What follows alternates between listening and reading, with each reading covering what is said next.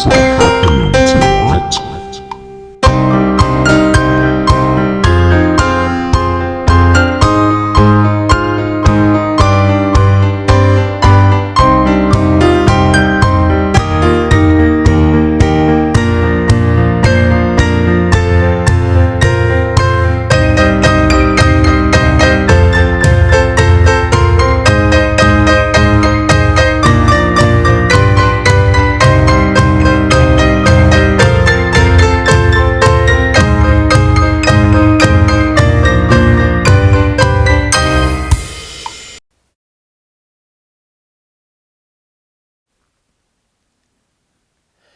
The 13th month. It's October 26th. I was out on my bicycle, riding around. It looked really peaceful that evening. It looked like nothing was going to happen. There were only very few people in the park. I was riding my bicycle around as sometimes I would stop to watch like the sun going down. Didn't look directly in it so my eyes wouldn't burn. But anyway, it was really nice outside. Very beautiful. Also, I thought a dark shadow came up from right behind me all of a sudden. And guess who it was? Dracula. "Oh, Dracula, what do you want from me?" I asked ever so sternly. "Oh, why nothing, because I am going to make the world cold, so you humans freeze over, and I won't have to bother with you," Dracula said. Oh, the accent never gets old. So guess what he did? With all his might, he shoved the world backwards, making it colder. And guess who had helped him? The Storm Girl. The Storm Girl is a powerful, dark girl. And trust me, she is so dark, she has not laughed once in her life. And you won't believe this, she is one of the dark communists, being the leader of it so. And with her help from Dracula, she has created what is called a supervolcano, for which, if you don't know, it is a volcano that can change even the weather patterns, which is what caused the snowball Earth to happen, along with the Congo crashing into Rodinia. And with that supervolcano, it actually got the Earth to shift backwards in orbit, and it looked similar to that of the Huronian glaciation. So this is the Earth at the start of the Huronian glaciation. It's a bit like that, except the continents are like today's. Because of this, guess what?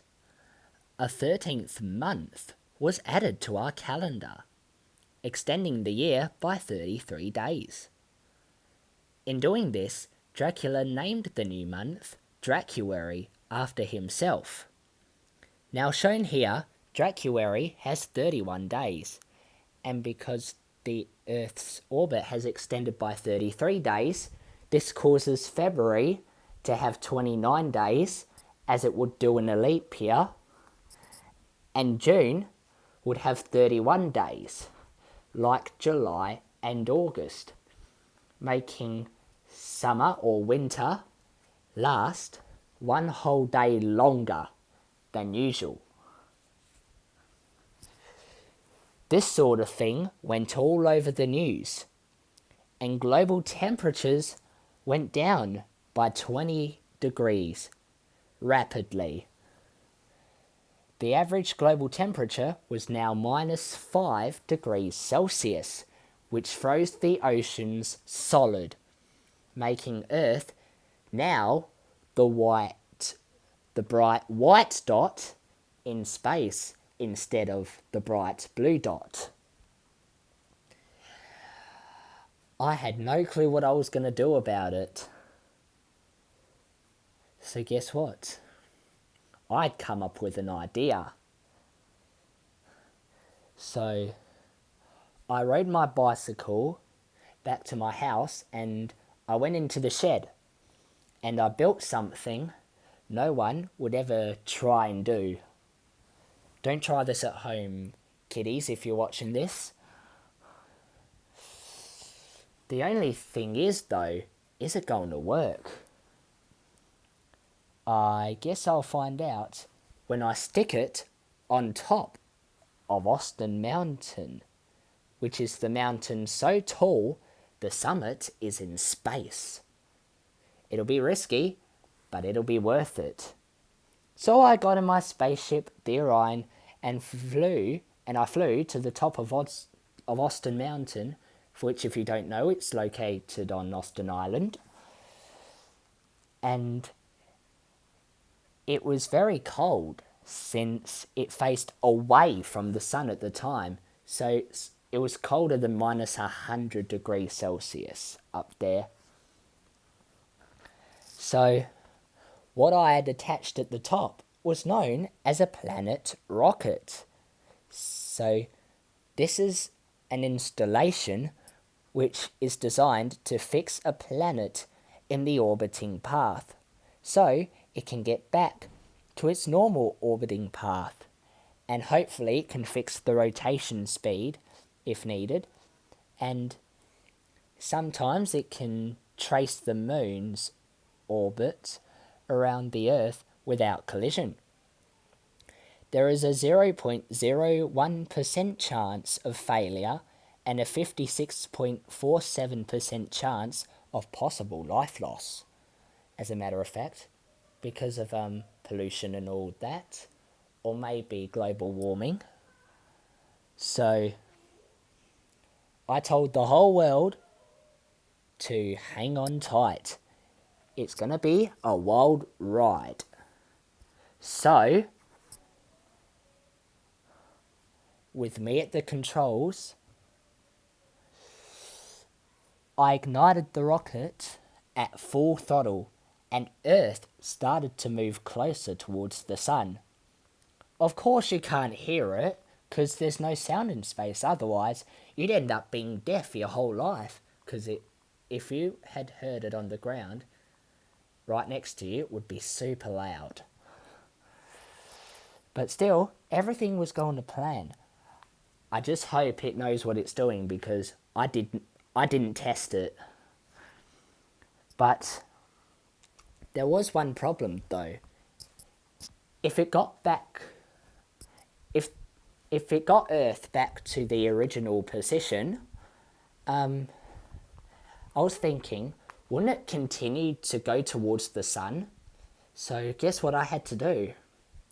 I had to launch what's called a robot rocket, for which is actually so advanced, it can actually re-alter the entirety of a solar system, as included. Because of the technology processing it went under, I thought maybe it's a good idea to launch it. So, without haste, I got the rocket to be launched up into space.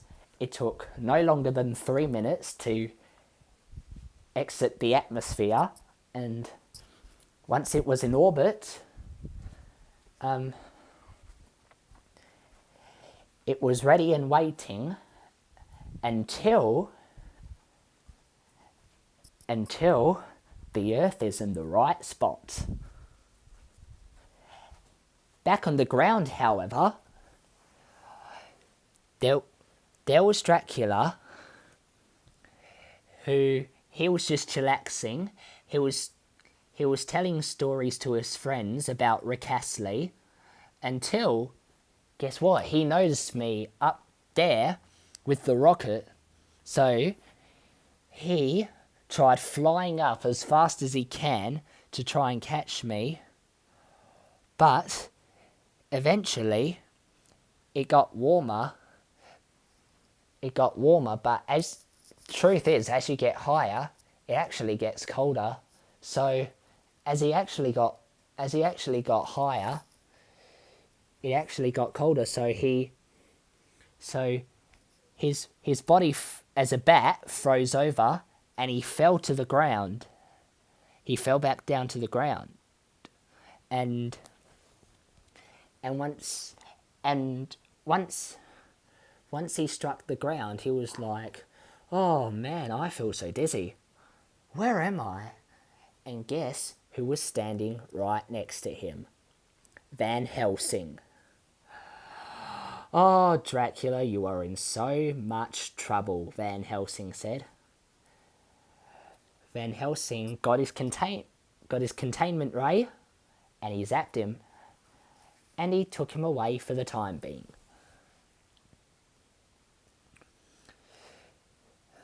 And meanwhile up there, the rest of the mission was going according to plan. So about a few hours later, the Earth had finally got back into the right spot. And with the help of what's possibly the most advanced rocket the world has ever seen, it helped alter the course of Earth, got the moon to be directed around the Earth in the orbit as it was before the Earth was pushed back, and it altered some of the other planets as well, should have they been affected by what happened to Earth. I know it's like some sort of crazy tech, but you might never know what they do with such technology nowadays. So it took quite a long time. It took quite a long time up there, but everything was back to normal. But seriously, it took me all night. But I'm glad everything was done. But get this. When everything was back to normal, I'd noticed one thing. I think the orbit time that the robot rocket had done, they had accidentally set it for 364 days exactly instead, and not 365.25 days. It was just a slight mistake, but it really didn't matter. The only thing is, what could be changed? But then again, what's a world with one less day expected? I think what the officials might do is that they'll probably make July have 30 less days. 30 days instead. I think the experts might have July to have 30 days instead. Just because we wouldn't want to make February a bit shorter. But the thing is, February will always have 28 days from now on. But we wouldn't want it to have 27 days, meaning that summer or winter would end earlier than expected. So when I came back down to Earth, everyone had cheered me on. except the people whose birthday was on the 31st of July. But if it makes things easier, they might probably move their birthday to either a day earlier, or they could move it to the 1st of August. So the next day, basically.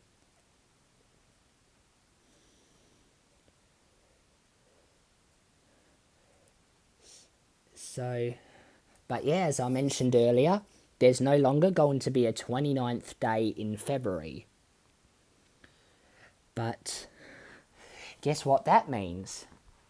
That means the Leaplings will never get any older.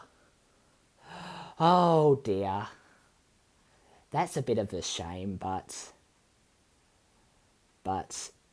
if they do want to grow older, if they do want to age, if they choose to, they can move their birthdays to February 28th, or if they want to make it one day later, March the 1st will be the day for them.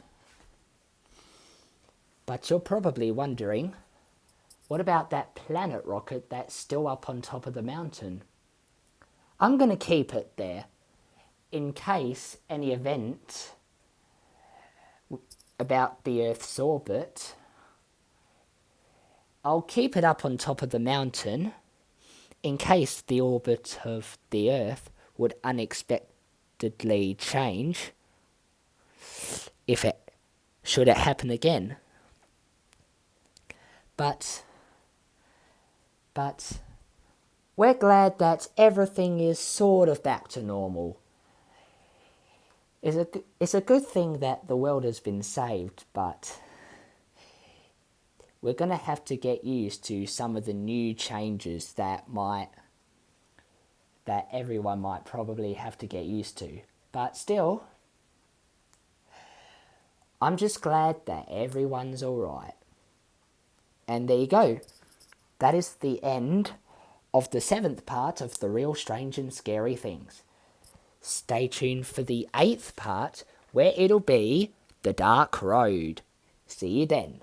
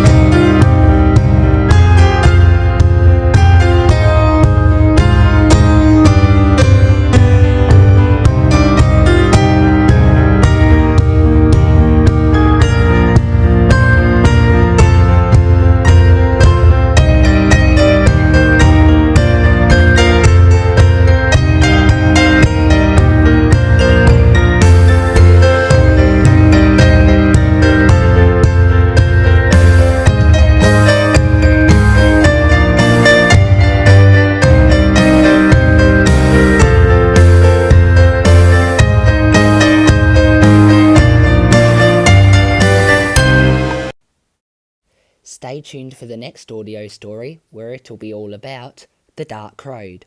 I'm Van Thursday, and I'll see you guys around soon. Catch you later. Made in cooperation with the TSE Company Limited, Adelaide, Austin, Ireland.